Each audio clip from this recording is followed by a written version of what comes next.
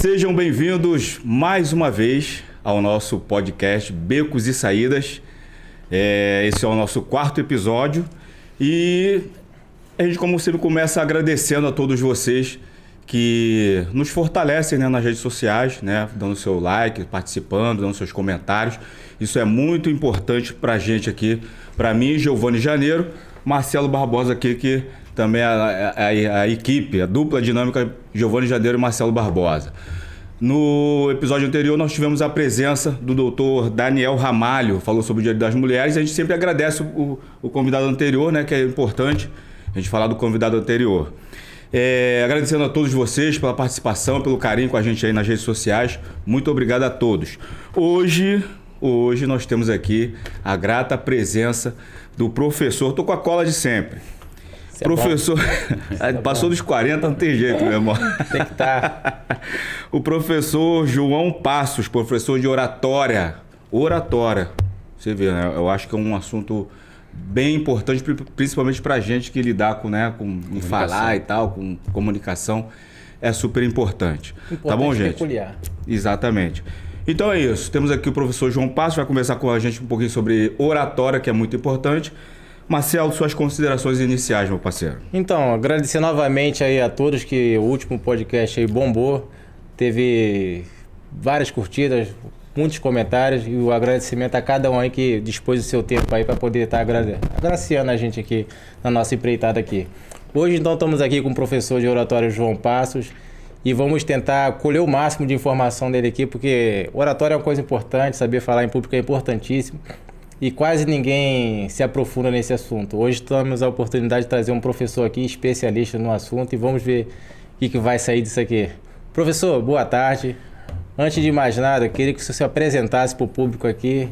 Quem é o João? Por que se achou esse nicho da oratória? Onde começou isso tudo? Então, boa tarde, Marcelo. Boa tarde, Giovanni. Boa tarde a todos que nos assistem. Então, eu sou formado em Direito já há 23 anos. Já tive uma passagem na advocacia, né, já advoguei, e eu pude identificar que os estudantes de direito eles não aprendem oratória na graduação. E isso para mim foi um choque, porque eu realmente escolhi ser advogado justamente por essa questão da comunicação. E descobri que muitos advogados, muitos colegas durante a faculdade têm dificuldade de falar em público. E como eu já tinha feito um curso de oratória, né, eu fui criado numa igreja que tinha um curso de oratória, eu resolvi em 2006 me especializar. Então fiz outros cursos de oratória, né? Eu também sou pós-graduado e em 2018 publiquei um livro para ajudar inicialmente os advogados. O tema dele é Como Falar em Público, Manual de Oratória Prática para Iniciante. E aí depois disso eu comecei com cursos e palestras. E foi assim que eu iniciei nesse mundo maravilhoso da comunicação. E na atualidade, como é que tá a tua rotina? Como é que tu vem se dedicando à oratória? Tu tá se envolvendo em quê? Em que projeto aí fora? Então, eu faço algumas palestras, né? Hoje eu tenho uma parceria com a CARS, né? Que é a Caixa de Assistência dos Advogados do Estado do Rio de Janeiro, e eu tenho feito palestras em todas as subseções.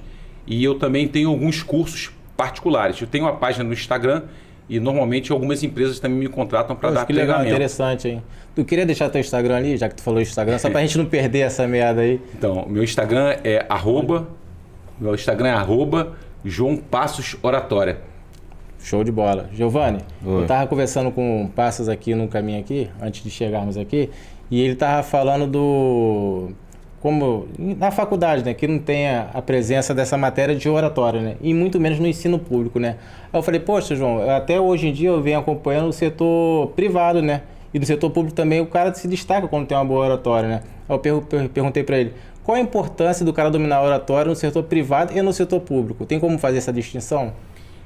Não tem como fazer distinção, porque hoje o setor público acompanhou a percepção do setor privado de que é importante a comunicação por parte do mundo corporativo. Antigamente as empresas achavam que você podia comprar máquinas e o problema estaria resolvido. Mas graças ao capitalismo, as máquinas são acessíveis a qualquer empresário. Então o que faz a diferença nas empresas são as pessoas, né? Como você consegue motivá-las, como a comunicação constrói um relacionamento saudável dentro da empresa. Então, o mundo corporativo está investindo muito na comunicação, principalmente dos líderes, a comunicação não violenta, a comunicação que motive. E o setor público também está acompanhando essa tendência, porque hoje o setor público percebeu que as instituições precisam também de bons líderes. Então daí a necessidade desse treinamento e daí essa sensibilidade que o setor público desenvolveu nesse aspecto. Então, de 2006, que tu tinha comentado? 2006 eu me dediquei mais exclusivamente. Então, de 2006 para 23, acho que são 17 anos, né? O que você notou? Fala, cara, isso é impossível, como não pode existir uma pessoa não dominar? Tu fala muito do advogado, né? Mas eu vejo que não é só advogado, são vários ramos da sociedade que ninguém é enganjado nessa parte de oratória, né? Tanto seja um advogado, até mesmo um líder religioso. Às vezes o líder religioso, ele domina muito aquele conteúdo, mas às vezes não tem aquela boa expressão.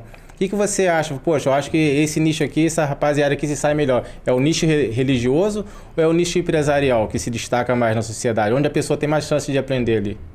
Bom, eu acho que o setor religioso, pela própria questão da pregação, eles já ensinam isso para os alunos, né? Inclusive o segmento protestante tem uma coisa muito bacana que é iniciar os jovens carentes no aprendizado de instrumentos musicais e tal, e na questão da oratória.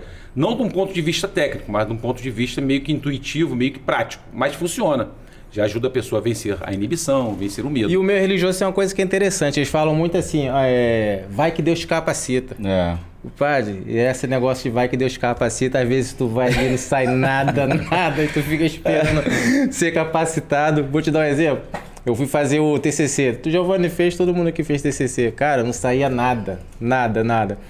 Até mesmo, não sei se eu até dominava um pouco daquele conteúdo ali que eu tinha que apresentar no TCC. E minha formação, que eu nunca falei pra ninguém, muito mal dentro de casa e na roda ali de futebol. É a grande dificuldade. Eu acho que a oratória devia ser sedimentada na escola pública. E tu não acha ninguém, nenhum professor que seja especialista nisso e nem interesse do governo também de inserir essa matéria. Por que será? É verdade. Olha, o Paulo Freire tem uma frase que diz que a crise na educação não é crise, é um projeto. E eu, às vezes, sou forçado a acreditar nisso, porque eu não consigo entender como é que o MEC ele não conseguiu ter a sensibilidade de colocar dentro da grade do curso de Direito uma matéria ligada à oratória. E, aliás, nenhum curso superior. Você tem uma ideia, a pessoa se forma em comunicação social, se forma em jornalismo e a pessoa não aprende a falar em público. Geralmente ela tem que procurar cursos por fora. Esses jornalistas que nós vemos aí na Globo, na Record, que fazem trabalhos externos, geralmente essas pessoas elas buscaram a qualificação por fora. Não tem. No caso do advogado eu acho mais grave, porque o advogado ele trabalha com a defesa do patrimônio, da liberdade e em casos excepcionais até da vida. Porque certas internações de emergência só são possíveis através de uma medida judicial. Então, o advogado acaba protegendo a própria vida do cliente. Com uma atribuição de alta responsabilidade, ele tem que usar de forma muito habilidosa as suas armas. E a palavra é uma delas. E o advogado não aprende isso. Quando você vai assistir uma sessão de julgamento nos tribunais, você fica consternado com a quantidade de advogados que realmente ficam muito desconcertados na hora de fazer a sustentação oral. Isso é um absurdo, não por conta do advogado, mas por omissão do MEC, que deveria colocar dentro da grade da graduação um curso ligado à oratória. E estamos em 2023, acho que nem previsão tem. Deixa eu fazer, vou deixar você falar. Falar agora do Giovanni. O Giovanni, cara, ele é um cara tímido, ele é um cara na dele assim, meio fechado, mas a gente tinha um projeto social no Conjunto Campim. E o Giovanni tinha uma facilidade imensa de falar dava mais de 200 pessoas ali, né? Falava tranquilamente, 20 minutos, 30 minutos para aquelas 200 pessoas. Mas no dia a dia é uma pessoa tímida. Como é que é? Isso é o quê? É um dom que o cara tem de falar? A oratória é um dom ou o cara consegue buscar através de técnicas? Então, as duas coisas. Não diria que é um dom, é uma habilidade. Como toda habilidade, ela pode ser desenvolvida. No caso do Giovanni, ele praticava. Porque muita gente não sabe disso, mas nós temos uma região do cérebro que ela é responsável pela verbalização das ideias. Eu vou usar o termo científico aqui, mas por amor à didática, que é a chamada área de Broca e área de Wernicke, que eram dois cientistas que descobriram essas regiões. Quando você está falando em público todos os dias, essa área está sendo estimulada. Então a tendência é que a sua habilidade seja mantida. Mas se você fizer um curso de oratória, começar a falar em público e por um acaso você deixar de praticar, a tua habilidade vai diminuindo e você volta à estaca zero. Eita, então é uma questão de praticar. É isso que eu percebo mesmo. O Marcelo estava falando, a gente ficou um tempo, né, uns, 2, 3 anos, né, Marcelo? Um pouco afastado. Sem fazer, e eu senti que quando eu comecei a procurar fazer isso novamente, Eu senti uma certa dificuldade. Senti. E quando eu estava desenvolvendo esse trabalho que ele falou, eu comecei a desenvolver uma certa facilidade. No início é uma coisa difícil, mas depois você fala, não, tranquilo, eu faço sem problema, né? Essa região vai sendo estimulada. Vai sendo estimulada. Eu estava lendo, você falou agora da dificuldade dos advogados em falar, e isso é uma coisa muito interessante, que eu também percebi isso na faculdade, né? Quando você tinha que fazer algum tipo de apresentação e tal, é uma dificuldade tremenda. Eu li uma vez um livro do William Douglas, e ele falou que, não sei se... Não, ele certamente viu isso em algum lugar, tirou de alguma estatística, que o medo de falar em público é um dos 3 maiores medos da humanidade. Se eu não me engano, é o medo de morrer, medo de perder o emprego e o medo de falar em público. Quer dizer, você vê como é que é uma coisa tão que te coloca numa situação tão difícil, né? Você falar em público. Né? Vai falar em público. Não, deixa que eu morro. Não quero não. Prefiro perder o emprego. Vou ficar E quando você começa a desenvolver isso, eu senti isso na época, né? Você começa a desenvolver, você começa a ter prazer naquilo ali. Sim. Pô, isso é interessante. Né? E começa a falar, e começa a desenvolver, e começa a dominar a situação. É como o Marcelo falou, eu tenho... É aquela coisa, né? É Deus, né? Porque ele te faz de uma forma e ao mesmo tempo ele te faz de outra. Eu sou uma pessoa que naturalmente eu sou tímido no dia a dia, né? Eu não sou ditado, não sei o que. Mas quando eu me coloco numa situação de ter que falar, como essa aqui, por exemplo, de ter que falar em público e tal, eu consigo desenvolver. É impressionante isso. É interessante isso que você falou aí, que na medida que você começa a falar em público, você desenvolve prazer. Na verdade, o medo de falar em público, como você muito bem falou, é um dos obstáculos que acaba impedindo que a pessoa seja um bom profissional. Quando você remove esse medo, seja através de um treinamento de oratória, seja através da prática, a pessoa se sente capaz de conseguir outras coisas. Então a pessoa entra num curso de oratória, a princípio ela quer só falar em público e ela sai dali transformada. Ela quer empreender, ela quer ser um advogado, quer ser um jornalista, ou se ela tem uma outra profissão, ela quer vender, ela já quer buscar o Instagram, porque você remove um obstáculo e você passa a reformar a própria autoestima da pessoa. Então isso é muito produtivo. Ô Passos, João, tem alguma técnica assim que é importantíssima para quem quer aprender a falar em público? Posicionamento do corpo... Olha, timbre da voz. Minha voz eu acho que não é tão boa. A gente tem muito essa impressão, né? Então, a voz é uma fonte de insegurança. Muitas pessoas não gostam da sua própria voz e quando usam o microfone isso piora. Porque normalmente nós, quando não utilizamos nenhum meio de reprodução eletrônico, a gente acaba não conhecendo a nossa voz. Explicando melhor. Toma um choque. Pois é, explicando melhor. Quando a gente nasce e a gente nunca ouve a gravação da nossa própria voz, nunca utiliza o microfone, a gente passa a vida toda ouvindo uma voz que não é nossa. Porque nós ouvimos a nossa voz de forma distorcida, né? Nossos ouvidos captam, mas a nossa voz também reverbera por dentro do corpo e o tímpano também capta a voz que está sendo reverberada por dentro. Então a gente ouve a voz em duplicidade. Quando você utiliza o microfone pela primeira vez, você está ouvindo a voz real, a voz que as pessoas ouvem. E você se assusta, porque normalmente você... Nunca tinha visto aquilo ali. Nunca tinha ouvido a sua própria voz. É igual um cara chegar na tua casa e falar, pô, sou teu filho. Eita. Uma namorada que você teve 20 anos atrás, você vai tomar um susto.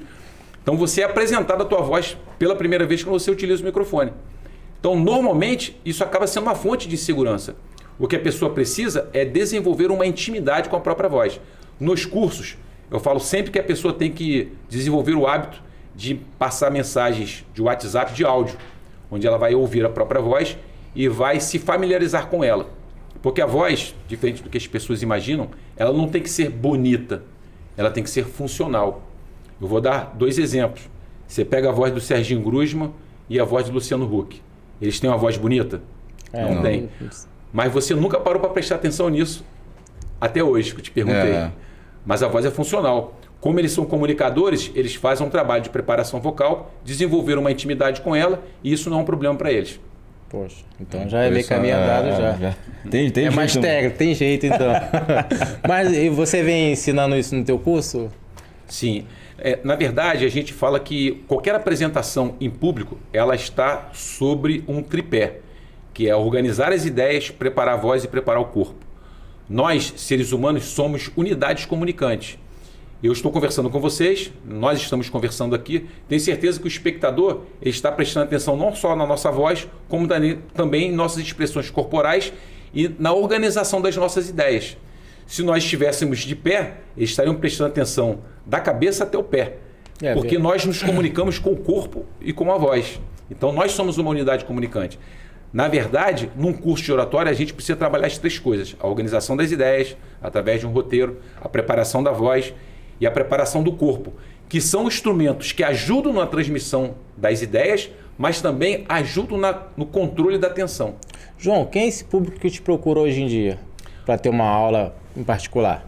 É incrível essa pergunta, porque inicialmente eram só os advogados e estudantes de direito, né? Aqueles concurseiros que vão passar pela prova oral. Verdade, tem prova oral. Prova oral, prova de tribuna, que muitos defensores e promotores precisam passar. Mas hoje em dia, incrivelmente, a última palestra que eu dei, a penúltima palestra foi em Bom Jesus de Itabapoana. E é interessante. Longe, hein? É longe. Perosão. É longe, quase no Espírito Santo. E nós tínhamos aproximadamente 50 pessoas. E, curiosamente, tinha 2 estudantes de enfermagem e uma estudante de medicina. Pô, interessante mesmo, hein? Pra tu ver. É porque envolve, né, a comunicação ela é abrangente pra caramba, né? Você não pode ficar restrito só ao trabalho de jornalismo e de advogado, né? Se você for parar pra pensar, sim, você vai se ver em muitas situações que você precisa falar. E hoje nós temos um acelerador, que são as redes sociais. Hoje todo profissional precisa estar na rede social, porque quem não está na rede social não está no mundo, não está no mercado. E hoje está todo mundo indo para o Instagram. O médico, o cirurgião plástico, o enfermeiro, o professor de educação física. Só que a rede social é uma faca de 2 gumes. Ela pode catapultar a tua carreira, como ela pode afundar. Para isso, você precisa buscar uma especialização em comunicação. Não tinha pensado nisso, não. E hoje em dia a gente tem visto muito aí, você falou da internet e tal, a gente tem visto muito o surgimento, né, dos coaches, né, e dos palestrantes. Né? Tem rapaziada que palestra, não sei o quê. Essas pessoas, esses profissionais, eles necessariamente têm que ser oradores ou não? Ou ele simplesmente se prepara com o conteúdo dele para o nicho que ele vai atacar, mas ele não necessariamente precisa ser um orador?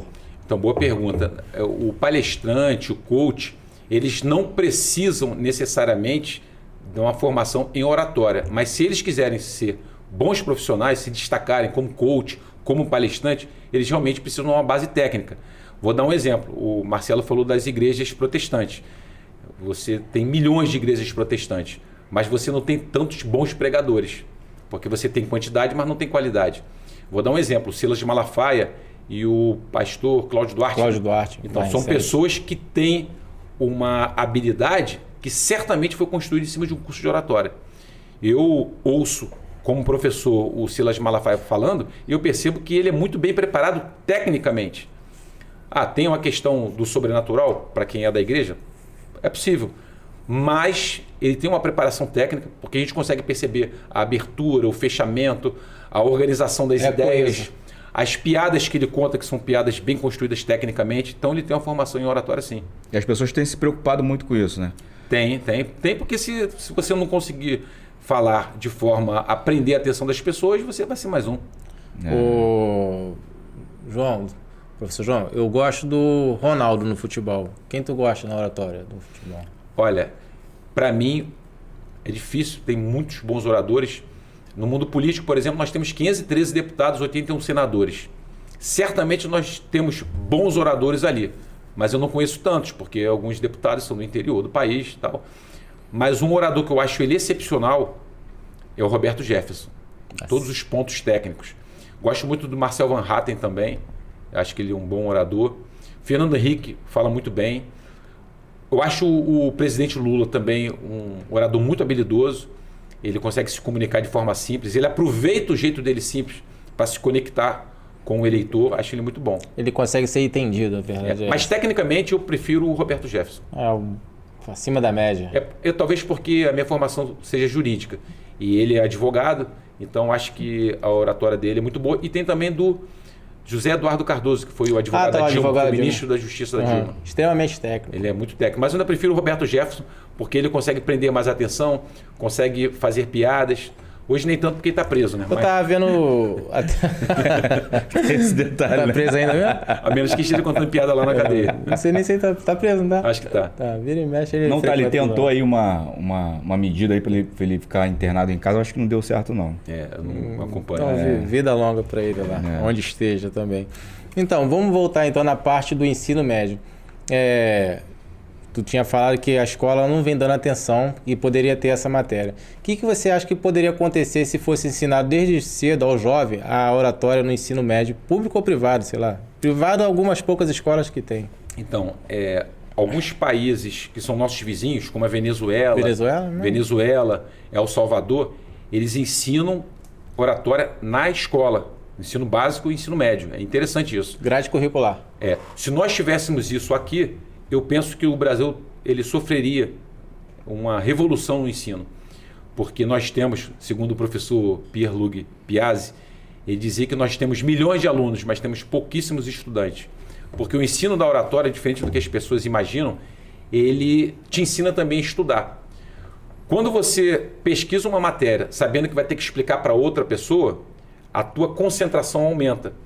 E quando você explica para outra pessoa aquilo que você estudou, você descobre muitos pontos lacunosos em relação ao teu entendimento. Então você precisa voltar e repetir aquele estudo. Inclusive, essa até é uma tese do físico americano Richard Feynman. Inclusive tem um método Feynman, que consiste justamente nisso. Estuda, escreve, explica para outra pessoa. Descobriu o que você não entendeu, você estuda novamente, escreve e explica para outra pessoa. Até que você tenha entendido tudo e até que as ideias fiquem bem claras na cabeça de quem está te ouvindo. Então, esse método, na verdade, corresponde à elaboração do teu roteiro para fazer uma apresentação. Se os alunos aprendessem isso na escola, seria uma revolução. Que ele chegaria na graduação sabendo exatamente o que ele quer, com outra autoestima, né, chegaria outro aluno. Então, tu tá já há um tempo já nesse mercado, digamos que é um mercado de trabalho novo, né? Eu vejo que na internet são poucas as pessoas que se habilitam a isso. Tu falou até que tem bastante, né? Mas referência, tem alguma referência que tu falou, pô, Marcelo, eu tô seguindo isso aqui porque eu achei essa pessoa faz isso aqui certo, eu achei esse rapaz faz isso aqui certo, ou foi só uma referência de João para João? Olha, nós temos alguns cursos de oratória, não temos tanto quanto nós deveríamos ter, mas nós temos uma quantidade razoável. Mas eu não vejo muita qualidade, não. Por exemplo, eu vejo alguns cursos que dizem assim, perca o medo de falar em público em um dia. Tá igual... Esse curso tem um nome. Inclusive tem uma tipificação penal. O nome tem um número. Tem uma tipificação penal, porque você não tem como perder o medo de falar em público em um dia. Aliás, o medo de falar em público ele não pode ser perdido. Esse medo nos ajuda. A gente aprende técnicas para a gente diminuir a tensão, mas esse medo ele não pode desaparecer, porque ele é um desdobramento do medo do julgamento alheio. Quem fala em público precisa se preocupar com o julgamento das pessoas, porque como é que você vai intervir nos valores dela? Como é que você vai convencer? Você precisa ter uma preocupação até certa medida. Você não vai ficar extremamente tenso, mas você precisa se preocupar sim. Então esse medo ele vai diminuir, ele vai ser controlado, mas ele não pode desaparecer. É igual o medo de quem anda de moto. Eu sou motociclista. A hora que eu não tiver medo de andar de moto, eu vou sofrer um acidente, porque o medo nos protege. A pessoa que é tímida, ela tem chances muito maiores de se tornar uma boa oradora. Normalmente, a pessoa que é extrovertida, ela está fadada a dizer coisas inapropriadas, a ultrapassar o tempo permitido para falar, a dizer coisas que são obscenas, que são impróprias, que são politicamente incorretas. Então isso não é legal. Eu vejo o tímido ele se preocupa, ele tem medo. Ele vai frear sempre. Não, e ele vai se preparar. Eu tenho que falar em público, eu tenho que fazer uma apresentação daqui a 15 dias do meu TCC. Eu vou estudar, vou buscar técnicas para fazer uma boa apresentação. E o extrovertido normalmente ele não tem medo, vou lá e dou o recado. Um dia eu vou lá e faço. Aí as pessoas dormem, as pessoas vão desgostar dele. O excesso da autoconfiança. Que atrapalha. Muito demais. Hoje em dia a gente vê muito em bate-papo aí, até em oratória aí, o cara usa muito palavrão. Acaba por ficar vulgar. Pois é, eu acho que isso tem muito a ver com o teu público-alvo. Se você tem um podcast e você tem um público aí que gosta, acho que também faz parte. Eu dou o exemplo do presidente Lula. O presidente Lula tem erros de português. mas ele busca se comunicar com pessoas mais simples. Então isso gera um efeito positivo. Então, assim, do ponto de vista do propósito que ele busca, não tem problema nenhum. Então, se você tem um podcast, ou se o teu público gosta disso, eu acho que é até aceitável. Agora, o excesso? Quando você é advogado, é impensável. Quando você é jornalista, é impensável. Eu acho um pouco que está um pouco, tá se banalizando isso aí um pouco, né? As pessoas estão achando que você... Por exemplo, para mim é um desrespeito, na minha opinião. Você falar em público, mesmo que, a não ser que o público peça para você falar aquilo ali, aí não tem jeito. Mas se não é esse o caso, eu acho que é uma tremenda falta de respeito você falar. Sim. Né, palavrão. Não, até mesmo o podcast que eu tava falando com ele, que o Brasil todo vê afora, que tem um rapaz que apresenta, ele fala muito. Não, jamais. Ele fala muito palavrão. Então. Eu não acho isso legal, não, mas aí cada um com seu cada um. Só que é um público que a gente não quer alcançar. Sim. Nós, Becos e Saídas, não queremos, né, alcançar esse público. Porque vocês querem alcançar um público de família, que busca os valores, a utilidade pública, que mais aborde temas interessantes, como da oratória. Isso. Falar em temas interessantes, o professor falou pouco do livro, hein? Devia falar um pouquinho mais do livro aí, hein? Então, eu publiquei o livro em 2018, Como Falar em Público, Manual de Oratória Prática para Iniciantes. Nesse livro, eu busquei passar um método passo a passo. O leitor ele terá acesso a informações de onde ele consegue pesquisar, estudar, roteirizar, ensaiar e proferir qualquer apresentação para qualquer público. Aí de repente a pessoa, poxa, mas qualquer apresentação para qualquer público? Porque nós passamos as técnicas de estudo que nós deveríamos ter aprendido lá no primeiro e no segundo grau. Técnicas onde você vai estudar, você vai escrever, você vai explicar para outra pessoa, explicar para um amigo, até que você esteja seguro. Aí depois você vai ensaiar a apresentação através de repetições. E depois você vai fazer o teu proferimento. Aí nós abordamos outros temas, como por exemplo, falar de improviso, como contar histórias, e como usar o corpo como um elemento de transmissão de informação, como preparar a voz. E aí, nesse método passo a passo, a pessoa consegue elaborar uma palestra. Outro ponto importante, e eu tenho muito orgulho de ter escrito esse capítulo, está lá na página 38, nós falamos de 9 maneiras de você fazer o desenvolvimento de um raciocínio. Nossa. Então, porque às vezes você estuda a matéria, mas você pensa, beleza, eu sei tudo dessa informação, desse tópico, mas como é que eu vou fazer o desenvolvimento desse tema? Difícil. Aí você tem que escolher uma linha de raciocínio. Exemplo, e aí no caso, volto lá para o mundo jurídico. Você vai falar sobre violência doméstica, um tema. Você não vai abordar esse tema em ordem cronológica, não tem sentido. Mas você pode abordar, e é bem apropriado que o faça por uma relação de causa e efeito. Você aborda lá a questão da violência doméstica. É um efeito. Quais são as causas?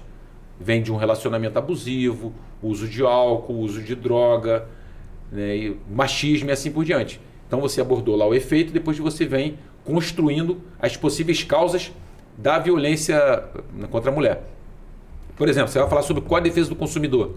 Talvez seja interessante abordar do ponto de vista de uma ordem cronológica.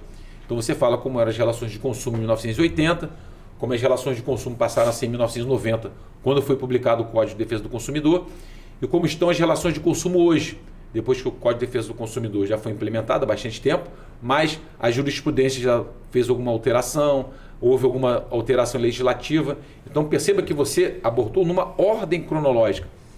E aí tem outras, uma ordem de importância, como geralmente os advogados usam para fazer uma sustentação oral e assim por diante. Se você falar assim, desculpa, Marcelo, se você falar, eu já percebi isso nessa caminhada, você falar sem o conhecimento daquilo que você está falando, além de perigoso, é completamente desconfortante, né? É verdade. Eu já tive essas experiências, assim.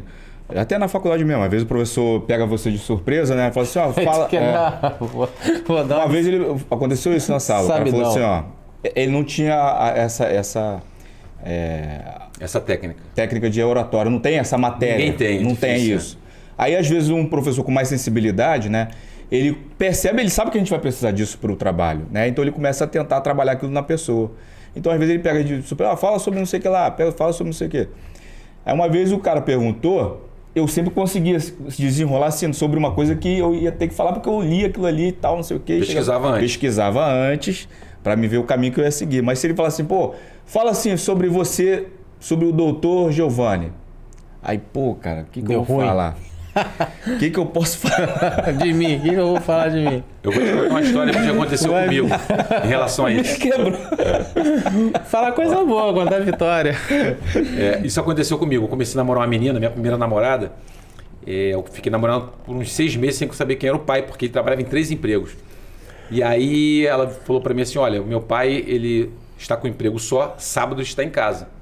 Então, você quer falar com ele, me pedir autorização pra gente namorar? Eu falei, falo. A gente era de igreja, né? A gente queria fazer uma coisa certinha. Não sei nem se isso tá na moda eu acho hoje. que não persiste mais na sociedade. Não Isso existe. não. E aí, no sábado, vou lá falar com ele. Como eu frequentava a casa dele, na ausência, a casa dela na ausência dele, eu sabia que ele era flamenguista. Então, quando eu entrei na sala, ela falou assim, olha, eu tô lá na cozinha fazendo umas coisas pra gente almoçar. Tem uns amigos dele que vão assistir o futebol à tarde, estão lá na área do churrasco. Então aguarda que ele tá saindo do banheiro.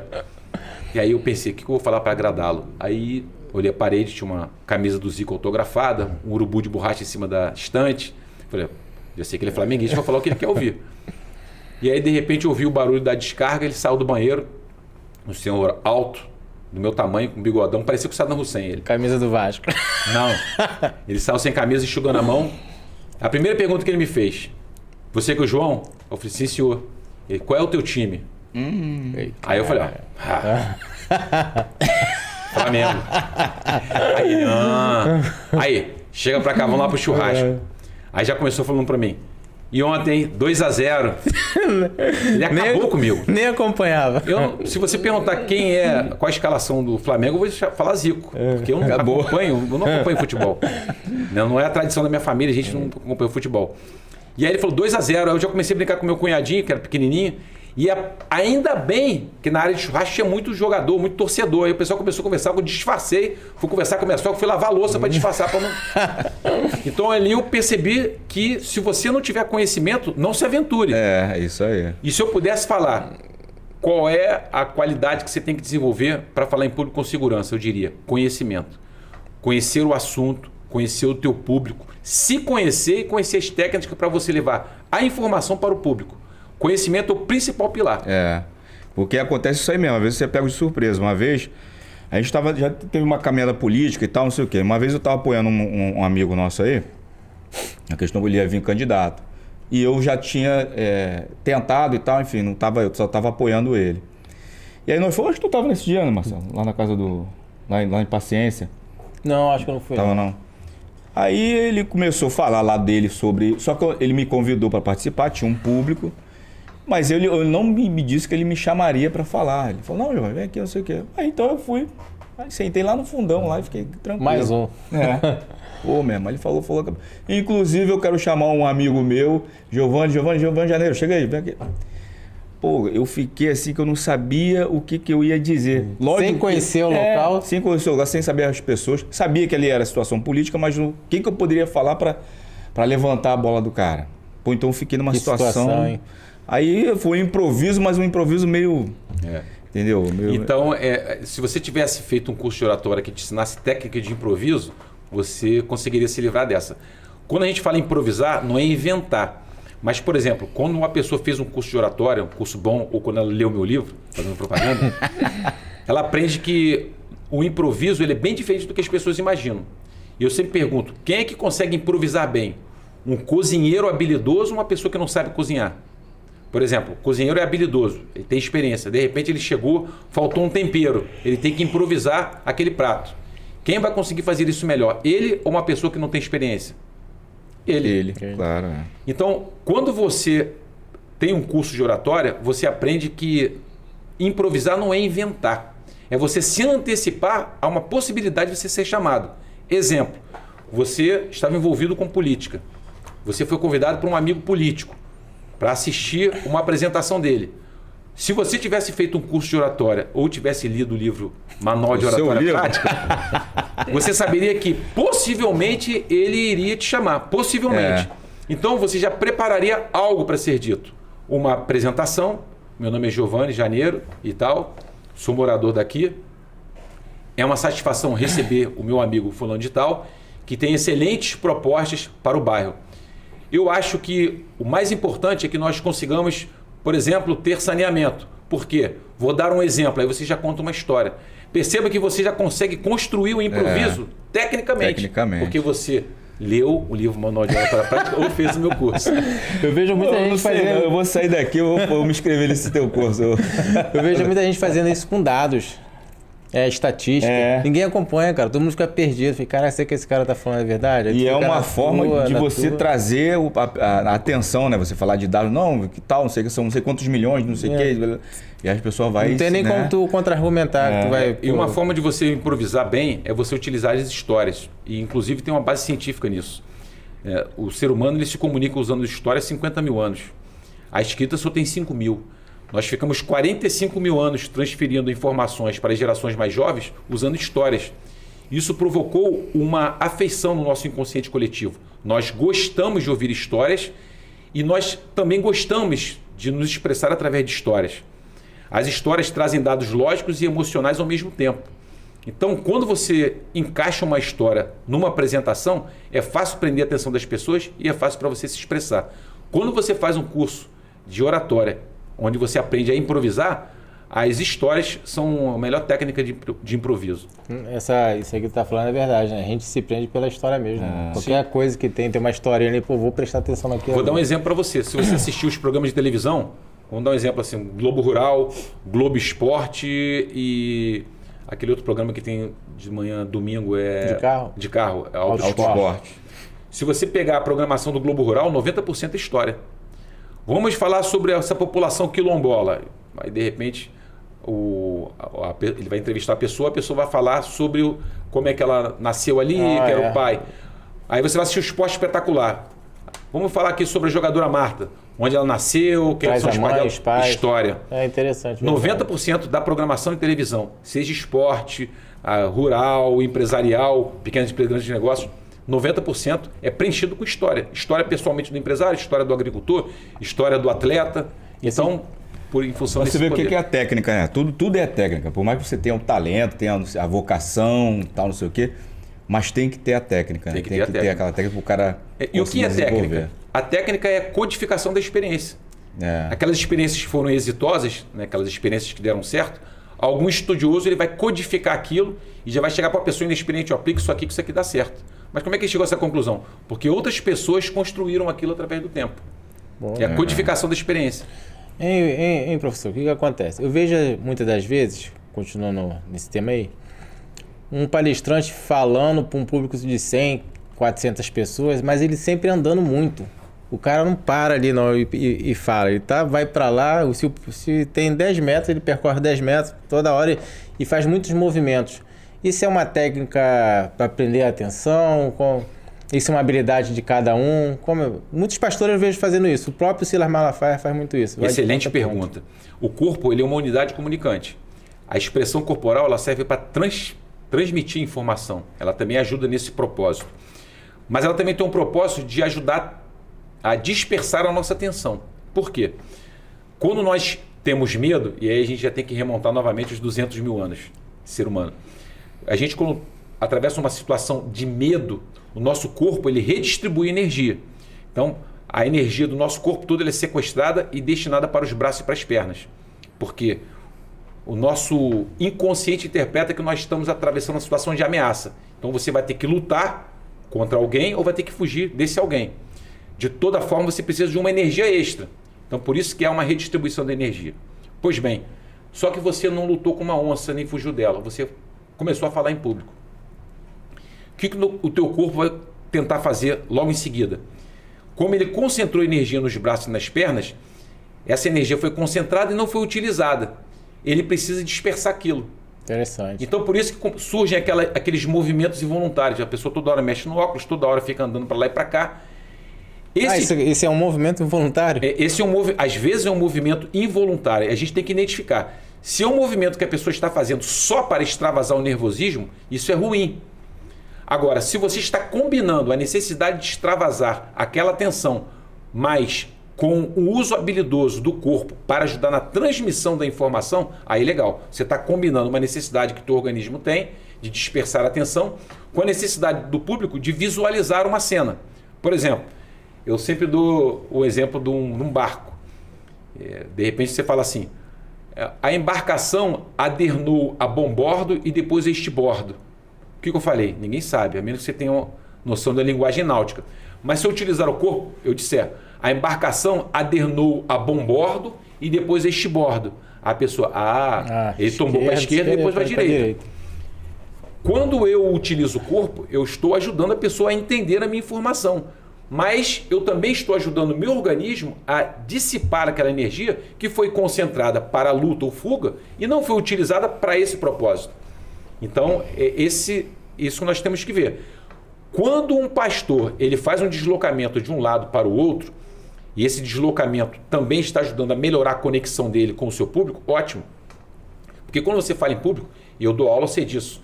Você vem para um lado, você olha para as pessoas que estão do teu lado direito, depois você vai andando olhando para as outras pessoas, até o extremo da esquerda, estabelecendo a conexão com elas. Ninguém se sente preterido. Ao mesmo tempo, eu estou permitindo que aquela energia psíquica circule no meu corpo. Eu estou ajudando a dissipar aquela energia. Mas eu não estou preocupado só com a dissipação da energia. Não é só um movimento involuntário. É um movimento, um deslocamento que está buscando uma conexão com o meu espectador. Então, nesse sentido, se você combinar as duas coisas, aí é legal. Então, eu vejo que há muita técnica nisso aí, né? Tem muita gente boa também ainda no mercado. Mas, sem fazer uma analogia curta, eu lembro da ex-presidenta ou presidente, da Dilma, que ela tinha algumas falhas na oratória dela, né? Que tem até muito meme dela ainda, com ela na internet. Tu acha que isso qualquer pessoa pode aprender? Ou que nem no caso da presidente, algumas vão ter dificuldade? Olha, eu acho que no caso da presidente Dilma, ela tinha uma dificuldade sim, e os fonoaudiólogos identificam algum tipo de patologia em relação a ela. Talvez um treinamento pudesse ajudar, mas a gente não sabe. Talvez ela até tivesse um treinamento, mas ela não conseguiu render muito. Eu acredito que ela tinha algum problema, porque ela tinha muita dificuldade de organizar ideias simples, que qualquer pessoa conseguiria reunir. Tanto é que tem muito meme com ela, né? Sim. Giovanni. Bom, chegou a hora do jabá. Essa é a hora que todo mundo gosta. Manda alô, quem quiser mandar alô, Marcelo, sim, professor. E começo, como sempre, com o nosso grande parceiro, Descartáveis de Palmares. Você foi lá mês passado, disse que era seguidor do nosso podcast, recebeu uma promoção. Ainda não me autorizaram, mas brevemente vão ser 10 seguidores que vão receber a promoção lá do Descartáveis de Palmares. Então fica atento aí. Por enquanto é só 5, né, Marcelo? Endereço, Marcelo, rapidinho aí. Rua HI, número 1001. Isso.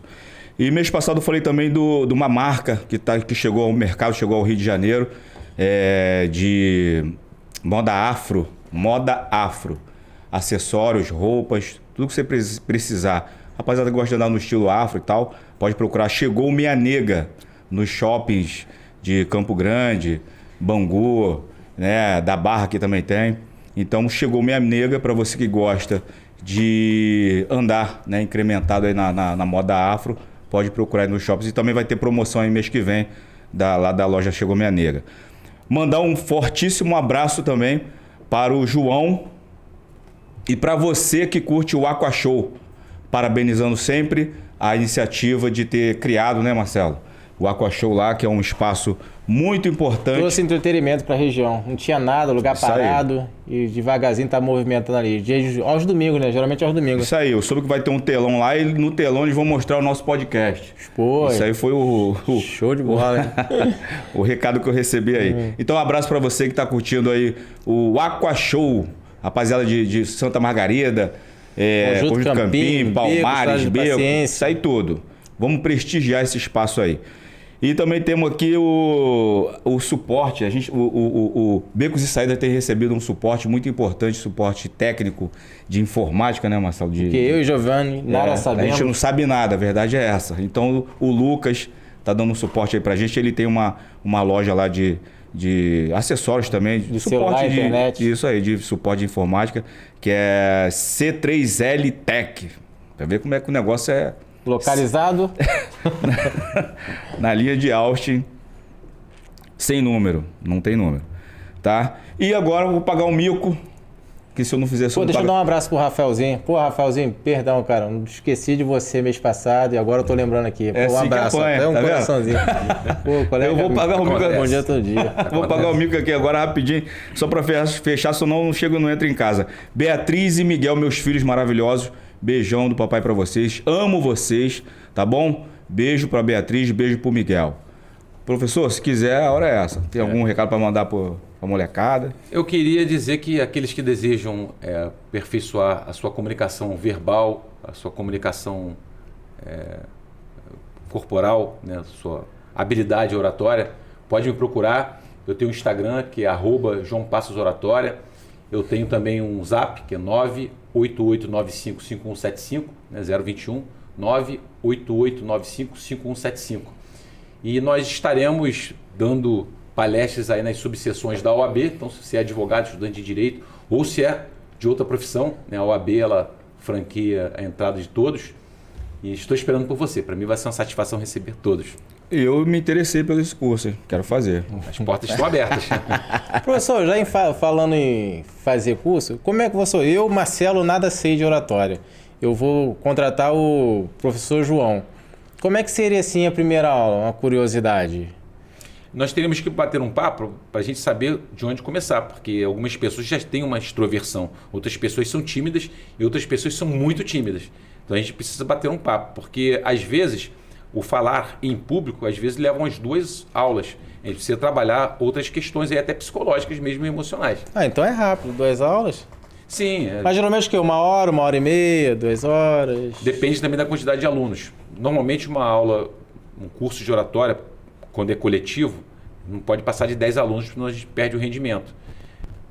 Mas se for de uma pessoa só, como já aconteceu, né, eu já tive alunos, eu tive 2 alunas, por exemplo, lá no Leblon, que eu só atendia elas 2 em casa. Então, nesse caso, a aula rende mais por um lado, né, em termos de conteúdo, mas em termos de dinâmica já fica um pouco mais complicado. Mas depois tu passa algum bizu assim pro aluno em casa, vai fazer... Eu não sei se é verdade, né? Muita gente fala que treina de frente ao espelho. Isso dá algum resultado? Depende do que se você gosta do que você vê no espelho. Já vou me assustar, eu não vou falar mais nada. Tem que ter essa, tem pessoas que não gostam dessa preocupação. Né? Isso não tem nada a ver com ser bonito nem ser feio. Simplesmente a pessoa não gosta. Tem gente que é bonita, não gosta, né? Enfim. Eu acho que isso vai depender de cada um. Eu particularmente não gosto de falar em frente ao espelho, não me sinto bem. Né? Mas se algumas pessoas não se sentem mal em relação a isso, não tem problema nenhum. Eu acho que você tem que realmente fazer um ensaio, você tem que falar em voz alta, você tem que tentar reproduzir as condições que você vai encontrar.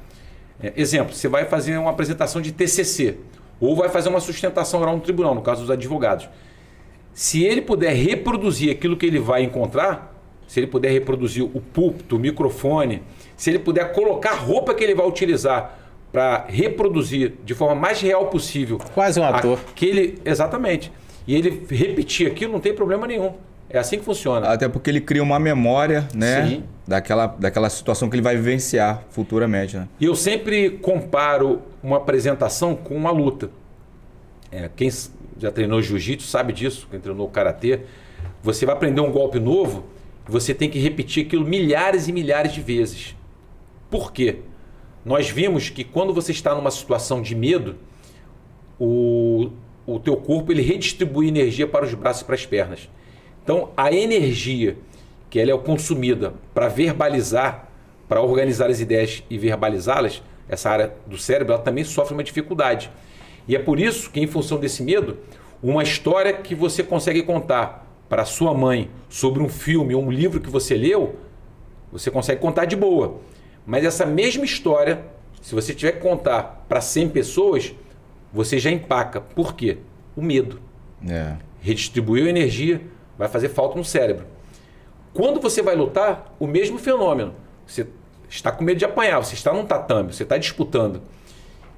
O teu cérebro ele trabalha com baixa energia. Então, como é que você faz o teu corpo reproduzir aquele golpe? Você passou aí 6 meses repetindo, lutando com o colega, reproduzindo, treinando com o colega, reproduzindo aquelas condições que você vai enfrentar no tatame, no campeonato. Quando você vai para a situação real de luta, o teu cérebro já consegue responder a um estímulo com baixa energia. Então, é o mesmo princípio que se aplica numa sustentação oral, numa palestra, numa aula. Lógico que quando você não tem um hábito, você tem que fazer 20, 30 ensaios. À medida que você for desenvolvendo experiência, você já não precisa ensaiar tanto. Antes da apresentação, você vai olhar, vai rememorizar as ideias e vai conseguir fazer uma boa apresentação. É uma questão de habilidade a ser desenvolvida. As pessoas que têm habilidade em falar em público assim, a gente acaba tendo como referência assim, uma pessoa inteligente, uma pessoa que é referência em algo, né? Uma suposição. Tu vê geralmente um jornalista, né? Ele está apresentando uma matéria ali que fala de algo da medicina, mas ele fala com tanta veemência, com tanta propriedade e tranquilidade. Fala, cara, esse cara entende, filho. Esse cara não é só jornalista, não. Ele está além daquilo ali. Essa é a importância da oratória. Na verdade, o jornalista ele tem uma coisa muito parecida com o advogado. O advogado ele estuda para poder defender. O jornalista ele estuda para poder comunicar. Mas ambos são profissionais que utilizam a comunicação como ferramenta. Eles precisam estudar profundamente para poder passar para outras pessoas. O jornalista ele passa para o público, o advogado ele tem que passar para o juiz, que vai julgar, ou para os jurados. Tem que estar convencendo. Quando for uma questão de tribunal de júri. Porque é o que a gente estava conversando, né, ao longo da conversa, né, é a questão de você estar seguro. Quando eu trabalhava em rádio, cheguei a trabalhar um pouquinho em rádio, eles têm uma coisa chamada retorno na rádio. Então, se você não tiver o retorno, por exemplo, abrir o microfone, se você não estiver ouvindo a sua voz, como que você está falando, você fica completamente perdido. É impressionante isso. Você tem que ouvir, igual aqui, a gente está aqui no estúdio. Eu estou ouvindo a minha voz. Ele deve ter um sistema de retorno aqui. Eu estou ouvindo, né? Mas se eu não ouvir, aquilo te dá uma insegurança. Te engessa. Entendeu? E você não sabe, é uma coisa impressionante. É porque nós somos preparados para ouvir a voz, né? Então, a partir do momento que você tira aquilo, você já fica um pouco perdido. É o que você falar sem ter o conteúdo, sem ter o preparo para conversar sobre determinado assunto. Você fica completamente perdido. Só vai falar com segurança daquilo que você domina. Tem um pensador chamado Mark Twain, que é um americano já falecido, ele dizia: é muito difícil você se sentir seguro sem ter a sua própria aprovação. Então, para se sentir seguro, você precisa dominar bem o assunto. Quando você domina bem, você sabe que aquilo é bom. E quando você sabe que determinada ideia é boa, você não se sente tão constrangido em dividir aquela ideia com outra pessoa. Então, é por isso que você tem que dominar bem o teu tema, para você se sentir primeiramente empolgado, primeiramente você entender que aquilo é bom para você, e você simplesmente quer dividir aquilo com outra pessoa. E vai ser bom passar para as outras pessoas. Né? Intuitivamente, os evangélicos fazem isso. Eu estou dizendo evangélico, mas a maior parte das igrejas cristãs. Mas o evangélico ele se destacou mais nisso. O evangélico, primeiro, ele entende, e aí eu não estou entrando no mérito da religião, se é bom ou ruim, se Deus existe ou não, mas estou abordando o aspecto da psicologia mesmo. Primeiro, ele entende que existe alguém que está ajudando ele. Então, isso já provoca um relaxamento. O Espírito Santo, Deus, enfim.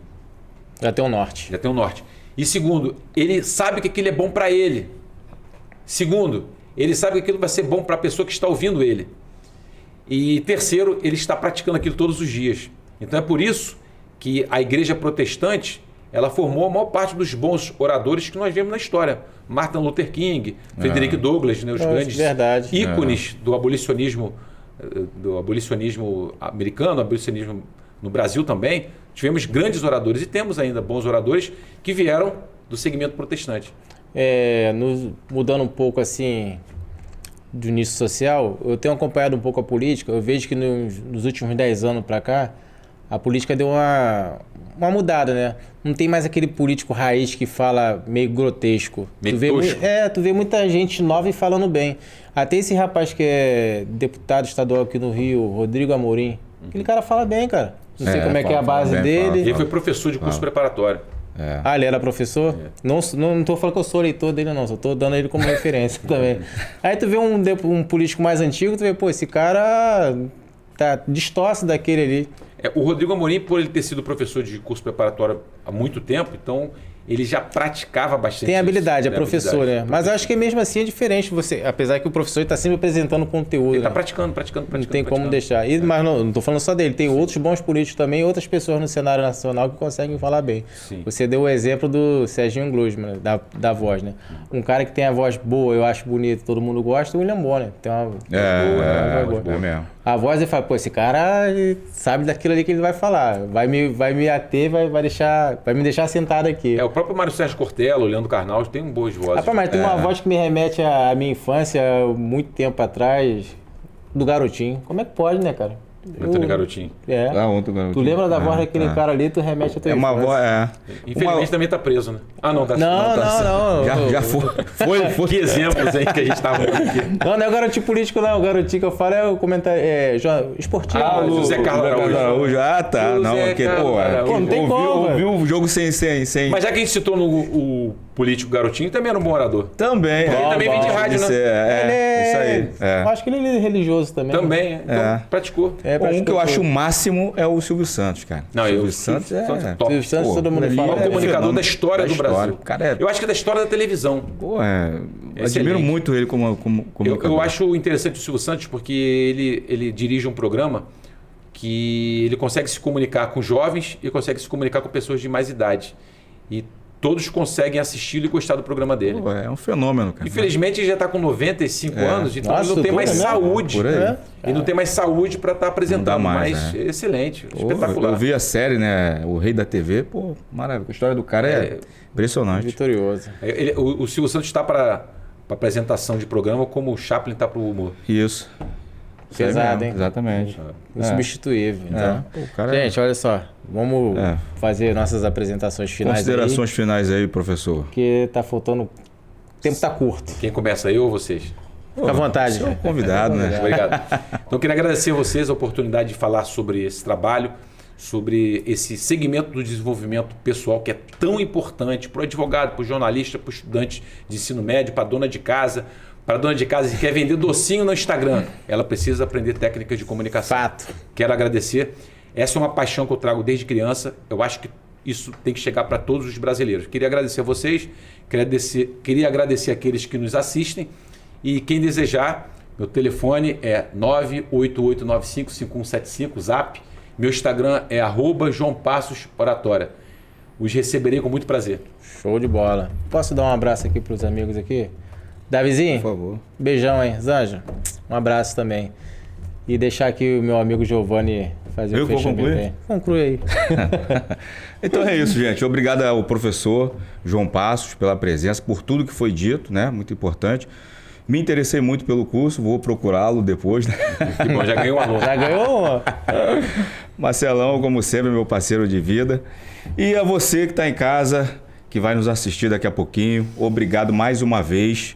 Tá? A gente fica muito grato, né, Marcelo, pela repercussão do nosso trabalho. E retificando, hein? Não deixe, ratificando melhor, não deixe de curtir, comentar, seguir a gente, dar essa força aí. Isso aí, seguir a gente e pra poder dar um essa upgrade. moral a gente aí para aqui pro podcast. Tá bom, gente? Becos Fica com e Deus. Saídas. Becos e Saídas finalizando mais uma vez. Obrigado a todos vocês. Muito legal fazer isso aqui para você que está em casa. Um abraço a todos e até a próxima. Até a próxima.